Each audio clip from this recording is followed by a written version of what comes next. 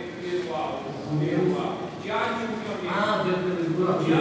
Pioneiro é um livro que todos nós temos que ter e ler, para a gente conhecer a nossa história. Os nossos filhos precisam ler isso aí, porque os adventistas ensinam os seus filhos, os discípulos de Jeová ensinam os seus filhos. Você não é batizado aqui adventista se não tiver livros de Jeová. Então, nós precisamos dar aos nossos filhos um conhecimento e para que eles valorizem a igreja que eles congregam, para depois, quando pegam 16, 17 anos, não ir para a Lagoinha, não ir não sei para onde, não ir não sei para onde. Nossa igreja é uma igreja arcaica, ruim, eu vou para outra igreja, eu vou para a Batista. Por que nós perdemos muito dos nossos filhos para essas igrejas? Porque eles não conhecem a nossa história. Eles nasceram aqui no Rio Pequeno, só conhecem o Rio Pequeno. E não conhecem a história do Rio Pequeno no geral, todo, o que é a igreja. Aí nós estamos aqui. Chega o Espírito Santo numa igreja pentecostal, e eu falo isso para pastores. Muitos de nossos pastores dirigindo igreja, falando de Pentecostes, falando de poder, e os filhos na Batista. Meu Deus. Ora, meu irmão, nasceu aqui, se criou aqui, e estão lá. E por quê? Eles são culpados, não são. Aí a gente quiser melhor lá do que no mundo. Sim, claro. Sim. Mas por que eles estão lá? Não dá para se conectar com isso, não. Porque eles não conhecem a nossa história. Eles não viveram, nós não sabem, irmãos. Essa é uma falha grave nossa. Precisa ser ensinado, precisa ser mudado. Está sendo corrigido agora. Estamos passando o conteúdo e a gente vai daqui para frente. Mais conteúdo. Fala de escatologia, a gente está preparando porque tem para ir morar na Jerusalém Celestial, mas está perdendo aqui. Como é que vai chegar lá perdendo aqui? Então vamos ensinar, não que isso seja necessário. Sim, mas tem que começar aqui. Mas a gente precisa também fazer simpósio, fazer palestra, fazer um bocado de outra coisa, para fazer as pessoas entenderem que prega aqui quem somos e valorizar. Por que eu valorizo o meu nome Ferreira? Porque eu sei o que é Ferreira, porque eu conheço a história da minha família, dos meus avós, o que eles sofreram, meus pais sofreram, que padeceram para eu estar aqui hoje. Então eu valorizo. E aí a gente escuta assim: honra o seu nome, honra o seu nome. Eu só vou honrar o meu nome porque eu sei de onde eu vim e quem são. Então, se a gente não trabalhar essa questão aqui, a gente diz a igreja Batista é melhor, a igreja da Lagoinha é melhor, a igreja não sei o que é melhor. E a nossa, que o teu pai cresceu, por que não valoriza? Porque não conhece. Não conhece, não sabe. Não Esse é o conhece. problema. Então a gente tem que sanar essa lacuna. Está sendo formado, está sendo passado. Quem não quiser, não quer, mas está aqui, o conteúdo está aqui. Ó. Outro camarada bom, a gente fala sem cadeira também. O conteúdo está aqui. Veja só, Eurico Baxter, depois de Samuel Bispo, veio o Rico Baxter. O Rico Baxter, você tem a obra dele chamada Teologia Sistemática, no CPAD. É uma obra extraordinária que, desde o começo lá, já começa a fornecer essa base doutrinária para os ministros, para os líderes. Então, a Teologia Sistemática de Eurico Baxter, Doutrina da Salvação, Espírito Santo, dons espirituais. Eurico Baxter, um dos maiores teólogos da Assembleia de Deus do Brasil. Suas obras foram fundamentais para a sistematização da teologia. Antônio Gilberto. Antônio Gilberto precisa nem fazer força para falar sobre ele, né? Uma das maiores autoridades teológicas da Assembleia de Deus. Uma humildade extraordinária. Um homem que, quando faleceu, ele deixou os direitos autorais de seus livros livres. Para quem quiser imprimir, quem quiser ter livros. E participou disso aqui, ó. Comentário da Bíblia Pentecostal. Bíblia Pentecostal. Vocês estão corrigindo? Então, você para o português. Outro parênteses. Além de termos esse livro, todos nós pentecostais precisamos ter uma Bíblia pentecostal. Por que nós temos uma Bíblia? Até ter outro, tem que ter uma. Sim, tem todo, eu tenho várias. Mas essa é a minha Bíblia. Né? Agora, você melhor do que eu pode explicar. Essa aqui é a doutrina pentecostal que nós temos. Mas aí, se eu pego uma outra Bíblia, eu estou falando do texto bíblico, falando da nossa comentário. Se eu pego uma aqui, ó, acho que rodapé, essa parte de baixo. Pois é. É aqui que a gente da linha para baixo aqui, ó. Exatamente. Dá um exemplo aí, meu Júnior, a respeito de uma outra Bíblia que não tem aí a nossa Que é outro viés. NVI, Aí, por exemplo, a nova versão internacional, em relação a texto, extraordinário, só que tem outro viés. Em relação ao texto, isso aqui é o verdadeiro corrigido. Essa aqui, a mesma que a linguagem seja mais difícil, mas ela busca se está numa estrutura coisa mais próxima do original. A NVI, ela busca, através da tradução chamada tradução dinâmica, ela busca uma aproximação maior com a linguagem de hoje. E outro, nota de rodapé da NVI, a equipe teológica que trabalha com essas ideias é uma equipe que em alguns momentos até é multidenominacional, mas com um viés mais calvinista, tá certo? Um viés mais de intelectuais que são de alto gabarito, são pessoas responsáveis, muito preparadas, mas tem um viés mais de calvinismo. Isso é uma NVI. Se for uma de Genebra, é calvinista, é a mesma coisa. Vou dar as notas de Genebra é o quê? Calvinismo. Explica para os irmãos o que é calvinismo, o que é o calvinismo para nós não serve. Na parte de salvação, ele tem uma outra perspectiva, totalmente diferente da nossa, que é aquilo que eu falei. Aproveitando a instituição da religião cristã de João Calvino, ele vai para uma perspectiva determinista. Deus determinou desde a eternidade passada quem será salvo e quem será condenado. Então ele vai comentar sempre desse viés. Ele vai olhar para Romanos 9 a partir do calvinismo. Ele vai olhar para as partes do plano de salvação a partir de uma visão calvinista. Quando eu era professor de escola dominical, que eu ia dar aula, eu não estudava em outra Bíblia, não ser na pentecostal. Porque a minha aula era uma aula pentecostal. Sim. Então eu não ia para dentro, por exemplo. Eu não ia para Genebra, porque eu sabia que quando fosse tocar no assunto de salvação, eles iam dizer, não, um já nasceu para ser salvo e outro não é. Então não precisa pregar. Precisa evangelizar. Então eu estudava aqui na pentecostal, porque tem de forma correta com aquilo que nós pregamos, que é a nossa doutrina. E eu vou falar uma coisa aqui, assim, é uma questão de honestidade. Honestidade. Por exemplo, eu sou um professor e eu tenho meu viés, porque assim, a minha perspectiva sobre as questões bíblicas e doutrinárias, só que eu estou dentro da Assembleia de Deus. Eu tenho que ter a honestidade de entregar para a Assembleia de Deus o conteúdo que é ratificado por ela.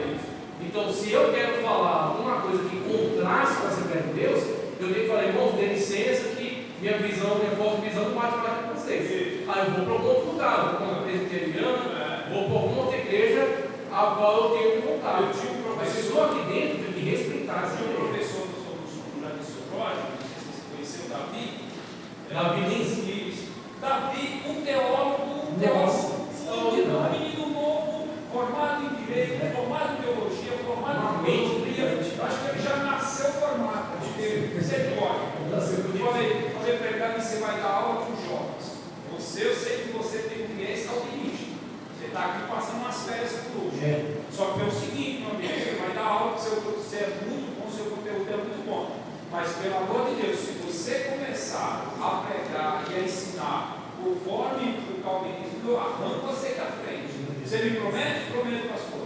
Quando chegava matérias que ia falar sobre o batismo do Espírito Santo, ele me procurava e dizia, pastor, o senhor vai ter que trocar o professor. Bota o Rodrigo para dar essa aula, porque como o senhor sabe, eu tenho que ser diferente. Mas eu tá bom. Aí eu ia lá, dava aula, outro professor dava aula. Mas ele era fiel. E já teve tudo. Porque eles são irmãos em Cristo. Eles são salvos. Culto à noite, que a gente pregava, aos irmãos pregavam, e tinha hora que levantava a mão e falava a glória de Deus. Ele é um calvinista bem contaminado. Ele vai acabar levando o que você está lá. Então, essas são questões que nós, como Assembleia, precisamos entender. Isso, exatamente. Não precisa ser estudado para aprender essas coisas. Só ouvir. Dá um vídeo, na questão que você pega, exatamente. Muito bom. Então aqui é o que a gente explicou. A gente tem que ter esse respeito por essa igreja, o tamanho dessa igreja, a história dessa igreja, tá certo? Então a gente tem que entendê-la e comunicar a mensagem de Deus de modo que ela venha a crescer cada vez mais. Outros nomes, Claudio, Dicionário Teológico da Assembleia de Deus, extraordinário essa ferramenta. Eu uso ela durante as aulas, muito bom. Elinaldo Renovado, Ética Cristã, está aí na tela. César Moisés de Carvalho, Teologia Sistemática Carismática, é onde aquilo que eu falei para vocês, a pneumatologia ganhou destaque. Então ele começa a resgatar o valor, a importância da pneumatologia, do mover do Espírito Santo, da doutrina acerca do Espírito Santo, dos dons espirituais, tá certo? Ele dá ênfase sobre isso. A importância da literatura na Assembleia de Deus. A Assembleia de Deus sempre, e isso a gente pode encher a boca e dizer, a Assembleia de Deus sempre valorizou a produção literária. Por isso que nós somos, presta atenção, nós somos pentecostais históricos, nós não somos neopentecostais, tá certo? Nós somos pentecostais históricos, nós temos a manifestação do Espírito Santo dentro de uma forte base doutrinária. Então a gente não é adepto de qualquer loucura, de qualquer vento de doutrina. Tudo que vê a gente analisa, conforme aquilo que Paulo falou dos bereanos. Façam como os bereanos, sempre que eu prego, eles analisam na Escritura. E essa postura é a postura que nós temos tido historicamente. Por isso que a gente não é dado a esses ventos de doutrina que surgem. Como meio de preservação doutrinária e evangelização. A literatura pentecostal tem sido usada para ensinar a palavra de Deus, preservar a sã doutrina e fortalecer a identidade pentecostal, tá certo? Quero falar um pouco acerca das mulheres dentro do movimento pentecostal. Mulheres que contribuíram intelectualmente para a Assembleia de Deus no Brasil. Primeiro, Frida Winckler, né? Antes dela, na verdade, tem uma irmã chamada Perpétua do Amaral, 1917, tá certo? Irmã Perpétua do Amaral. Contribuição, professora, escritora, uma das primeiras mulheres a atuar na escola dominical, na Assembleia de Deus, ok? Alguns líderes da Assembleia de Deus não são tão favoráveis à participação da mulher, mas muitos líderes são completamente favoráveis. Por exemplo, Gunnar Wingren. Gunnar Wingren era alguém que, junto com Frida Wingren, a atuação de Frida Wingren era extraordinária, e Gunnar Wingren apoiava essa participação intensa dela. Agora, nem todos os líderes tinham a mesma perspectiva, entendiam que o papel da mulher não deveria estar tão ligado à pregação. Qual a obra que ela fez aí? Extraordinária.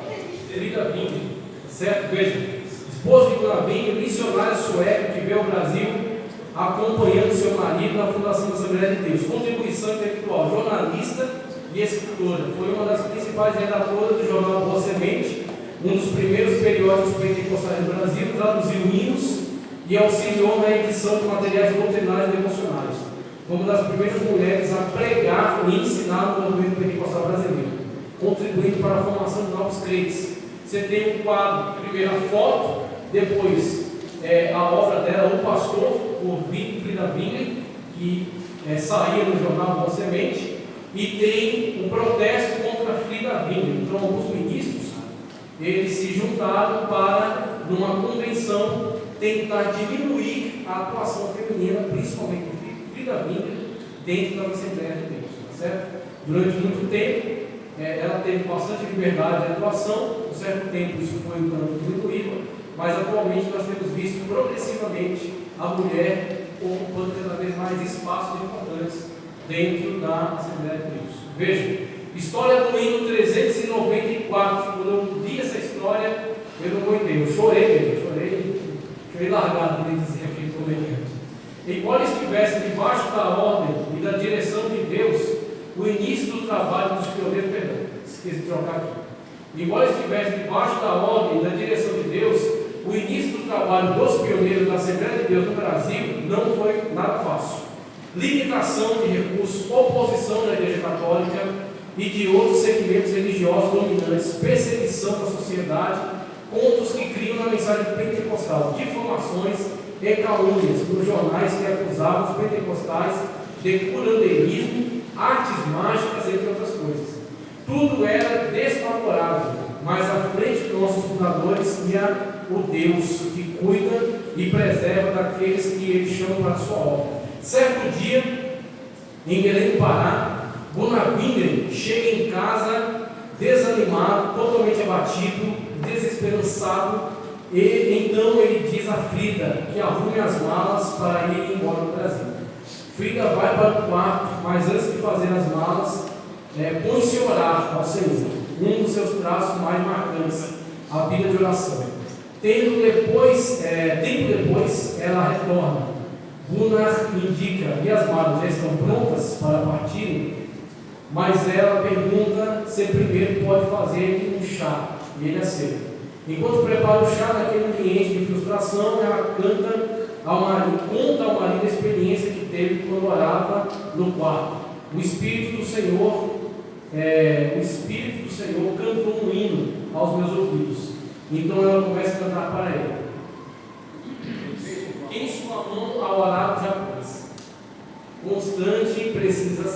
Veja só, né? O sol declina e logo após vai escurecer. Avante em Cristo pensando, em oração vigiando, com gozo e amor trabalhando para o seu Senhor. E assim prossegue. Esse é o hino 394. Quando ela canta esse hino para ele cai em lágrimas e decide prosseguir a jornada, prosseguir com trabalhar no alto cristão. Uma mulher junto ao homem, né, ajudadora, uma coluna. Esse homem que já estava triste, desanimado, já havia desistido, já havia encerrado, mas devido à mulher que Deus colocou ao lado dele e a inspiração, o contato que ela tinha com o Espírito Santo de Deus, esse refrigério veio sobre a vida dele.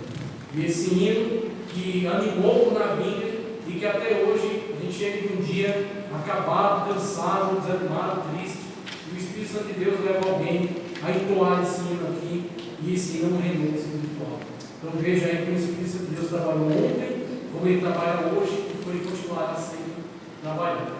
Zilda Gouveia, professora de teologia e escritora. Wanda Freire Costa, 1984 a 2021, a irmã Wanda, esposa do pastor José Wellington. Coordenadora pedagógica do CPAD e escritora de manuais para professores da escola dominical, contribuiu para a modernização do ensino bíblico infantil e juvenil na denominação. Okay? Aí temos Lídia do Nascimento, poetisa, escritora e uma das principais autoras de hinos. Bernadette Aparecida de Lima, teóloga, professora e escritora. Ezenete Rodrigues, que é missionária e autora de livros. Sulamita Andrade, que é escritora e professora, escola dominical. E essa aqui que eu queria chegar. Essa irmã chama-se, está em destaque ali, aquela foto entre os homens, só tem ela de mulher. Sentada ali no meio dos camaradas ali, os cabos. Aí eu não considero estar em destaque ali. Estado é esse? Isso aqui é Bahia, né? Não, é Sergipe. É Sergipe. Florência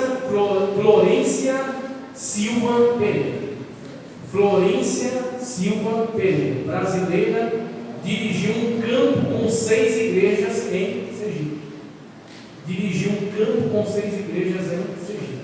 E antes dela havia uma irmã chamada Matilde Brussaca, brasileira, dirigiu a igreja de Tucuruí, no Pará, durante 10 anos antes da chegada do primeiro pastor. Então você tem aí as mulheres da Assembleia de Deus e o seu destacado trabalho. E como elas de fato, como o Navinha mesmo dizia, elas duplicam a força da igreja. Certo? Você tem aí os homens trabalhando, mas quando você tem espaço das mulheres também atuando, a força é dobrada. Certo? Todos estão empenhados aí nessa grande missão. Abaixo você tem a Albertina Bezerra Barreto. Quem é a Albertina Bezerra Barreto? Brasileira, fundadora do Círculo de Oração, na AD de Recife, Pernambuco, em 1942. O nascimento do Círculo de Oração se deu pelo seguinte: dentre as irmãs que estavam na igreja, ali em Recife, Pernambuco, o filho de uma das irmãs estava terrivelmente doente e a medicina já não tinha mais opções, então acreditava-se que em breve a criança estaria morta. A irmã traz esse problema para a irmã Albertina. A irmã Albertina conversa com as irmãs que estão ali naquela igreja e elas se reúnem em prol da oração pela cura dessa criança, filho de uma das irmãs. Elas oram intensamente até que a criança de fato foi curada. Quando a criança foi curada, aquilo impactou a igreja de tal maneira que nasce, a partir da iniciativa de Albertina Bezerra Barreto, em Recife, 1942, a iniciativa do Círculo de Oração. E aí todas as igrejas passam a adotar essa mesma estratégia. Que as irmãs tenham essa liberdade, tenham esse pioneirismo de trabalhar nesse ciclo de oração. E hoje você tem importantíssimo, em cada igreja de Deus, instituições como Escola Bíblica Dominical, Fundamental e Ciclo de Oração. Ciclo de Oração já frequentei há muito tempo, não tive oportunidade de frequentar agora, mas durante muito tempo fui edificado, também tive oportunidades de crescer, de desenvolver, de dar meus primeiros passos na pregação através do ciclo de oração. Certo? A oração, quem prega pode dizer isso. Os primeiros passos ele dá no ciclo de oração. Certo? Essa estatística mostra que as mulheres são maioria em todas as igrejas. Todas as igrejas. Evangélica, luterana, presbiteriana no Brasil, Metodista, Batista, Igreja Evangélica Congregacional, todas as mulheres são sempre mais de 50% do grupo, tá certo? Temos aí CPAD, fundação da CPAD, Casa Publicadora da Assembleia de Deus, fundada em 1940, para suprir a crescente necessidade de publicações. Deixa eu dar continuidade aqui, Bíblia Pentecostal. A Bíblia de Estudo Pentecostal foi lançada em 1995, sob a responsabilidade da editora CPAD. A edição brasileira teve a participação na redação das notas do pastor Antônio Gilberto da Silva, considerado o principal teólogo pentecostal brasileiro, com a tradução de Gordon Shaw e Bert Kiyosaki, certo? E aí, a Assembleia de Deus e seus braços de comunicação, por exemplo, a Rádio AD Belém, 88,7, que nasce em 1955, e a Rede Boas Novas, que é do Nordeste, da Amazônia, certo? Você tem aí os braços de comunicação. Atualmente você tem YouTube, Facebook, Instagram, todas as redes sociais da Assembleia de Deus na atualidade, certo? A chama nunca se apaga. Queridos irmãos, essa história nos ensina que a expansão do Evangelho nunca acontece sem desafios. Mas quando homens e mulheres estão dispostos a obedecer ao chamado de Deus, não há barreiras que possam deter. Quero passar para finalizar minha palestra desse histórico aqui. Deixa eu pular para aí. Chegada dos missionários estrangeiros, você tem Samuel Nisco, 1916, Otto Nelson, 1921, Frida Vinha, tá certo? Vai chegar também nessa época, Olaf Frick chega na Suécia também nessa época, e Joseph Berg também chega na Suécia nessa época para auxiliar os missionários. Chega nos Estados Unidos, a partir da década de 30, chegaram os primeiros missionários enviados pela Assembleia de Deus norte-americana. Dentre os maiores destaques estão Orlando e Ethel Boyer, inclusive Orlando Boyer, autor de uma enciclopédia e de um comentário a Mateus, Marcos, Lucas, João e Atos, tá? Comentário importantíssimo. Durante muito tempo foram os últimos comentários que circularam por aqui, hoje tem muitos mais, né? Mas importantíssimo. Então, Otto e Ethel Boyer, 1936, Lawrence Gerritsen Olson, em 38, John Peter Colenda e família, em 39, inclusive foi quem fundou o IBAT, que fica lá no Pindamonhangaba, importante estudo teológico da Assembleia de Deus, Bernard Johnson e família, em 48, John Colenda e Lemos e Ruth Dodds Lemos, 51, Bernard Johnson em 57. Tá? São missionários que vieram dos Estados Unidos. A teologia da Assembleia de Deus, de 50 a 70. Importantes nomes: Bernard Johnson, José Pimentel de Carvalho, Alcebiades Pereira Vasconcelos e Paulo Lemos Matalão, inclusive é autor de muitos livros importantes da área cristã. Ok? Deixa eu passar aqui. Deixa eu ver onde estou. Aqui. Bom, vamos lá. Passei. Aqui, ó. Estruturação teológica. Aí você tem os grandes estudos. Por exemplo, em 58 surge o IBAT, Instituto Bíblico da Assembleia de Deus, que fica em Pindamonhangaba. Além disso, você tem as escolas dominicais, que são importantes instituições de ensino, que estão presentes desde o início, e publicações de comentários bíblicos, por exemplo, o comentário pentecostal, que está aí abaixo, certo? Grandes nomes nacionais: Antônio Gilberto, Ezequias Soares e Elienay Cabral, são nomes de destaque. Ezequias Soares, inclusive, ele é chefe do Comitê de Apologética da CPAD e ele é organizador da declaração de fé da Assembleia de Deus. É fundamental que você tenha conhecimento acerca dessas importantes obras. Aqui abaixo, sobre algumas instituições como faculdades, temos Faculdade Evangélica de Tecnologia, Ciências e Biotecnologia, da CGADB, FAECAT. Quem sabia da existência da FAECAT? Quem sabia? Quem conhecia? Pouca gente, né? Aí a Assembleia de Deus tem uma Faculdade Evangélica de Tecnologia, Ciência e Biotecnologia, FAECAT, tá?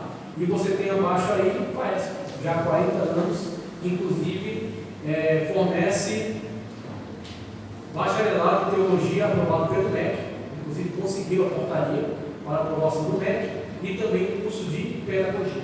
Aí FAESP, cujo nosso pastor setorial é lá um dos grandes coordenadores, né, da FAESP. Tá? Seguindo adiante, vamos lá, vamos caminhar no final. Cultura da teologia no Brasil, expansão da Assembleia de Deus no Brasil. Aqui eu queria chegar. Pronto, o que a gente vai fazer agora essa caminhada? Veja, os primeiros missionários brasileiros e a expansão pelo Brasil. Então, eu quero encerrar com esse conteúdo aqui. Veja, região norte. Região norte. Aqui é a região norte. Amazonas, Pará, Acre, Roraima, Amapá, Rondônia e Tocantins. Quem foram os pioneiros nessa região aqui? Primeiro começa aqui, ó, Pará, Belém do Pará. Foi nesse estado onde essa história maravilhosa começou. Quando em 19 de novembro de 1910, o navio Clement aportou em Belém do Pará, trazendo dos Estados Unidos os missionários pentecostais Daniel Berg e Navinga, que depois de uma curta permanência dos batistas, fundaram junto com os dissidentes da mesma a missão de fé apostólica, que depois adotará o nome de Assembleia de Deus e difundirá por toda a nação. Tá? Segue-se depois Roraima, 1915. O pastor Clodolino Teixeira Bastos, 1915, levou o evangelho para o estado de Roraima. Este foi o 5º estado brasileiro a receber a mensagem do evangelho. Amapá, Clima Coelho Asa. Esse aqui vai trabalhar bastante. Você vai ver que ele vai levar o evangelho como pioneiro para vários lugares. Em 1916, o pastor Clima Coelho Asa leva o evangelho para esse estado, que foi o 7º estado brasileiro a ser alcançado pela missão da Assembleia de Deus na propagação do evangelho. Amazonas, Severino Moreno de Araújo, em 1917. O pastor Severino Moreno de Araújo leva a mensagem do evangelho nesse estado, que foi o 8º estado a ser alcançado pela pregação do evangelho na perspectiva pentecostal. Rondônia, Paul John Hines. Você tem aí um missionário estrangeiro. 1922, o pastor Paul John Hines leva a mensagem do evangelho ao estado de Rondônia, que é o 12º estado alcançado dessa iniciativa missionária. Rondônia. Se hoje tem dificuldades para chegar em Rondônia, imagina naquela época. Acre, Manuel Pirabas, 1932. Em 1932, o pastor Manuel Pirabas leva a mensagem ao Acre, que é o 22º estado alcançado. Veja, Tocantins, o pastor Antônio Moreira, e crente da Assembleia de Deus do Madureira, Rio de Janeiro, leva o evangelho ao estado de Tocantins. É o 23º, 1956. Região Nordeste agora. Região Nordeste constituída por Maranhão, Piauí, Ceará, Rio Grande do Norte, Paraíba, Pernambuco, Alagoas, Sergipe e Bahia. Certo? Ceará, nós temos aí a irmã Maria de Nazaré. Já até mencionou, né? No começo lá da obra, quando ela é a segunda pessoa batizada do Espírito Santo do Brasil, e ela vai para a sua terra natal levando o Evangelho. Morava em Belém do Pará. Foi a segunda pessoa batizada do Espírito Santo do Brasil. Quando foi batizada, cantou um hino espiritual, conforme relata por Navinga. Em 1914, ela vai para a sua terra natal, o estado do Ceará, segundo estado do Brasil a receber a mensagem pentecostal.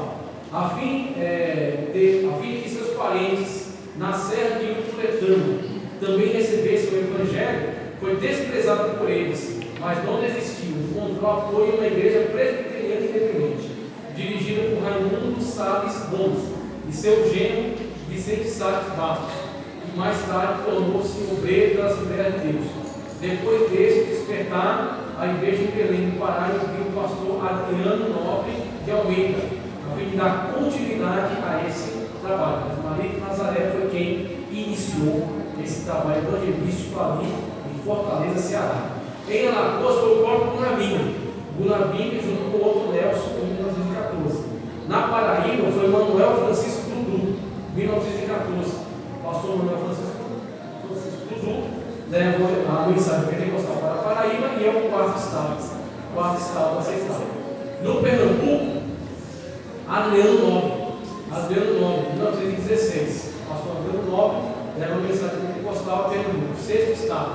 Veja, Rio Grande do Norte agora, 1918. 18, pregadores desconhecidos e Adriano Nobre. Então já havia ali um trabalho que foi iniciado por irmãos, ninguém sabe quem é, não foi pego o nome deles.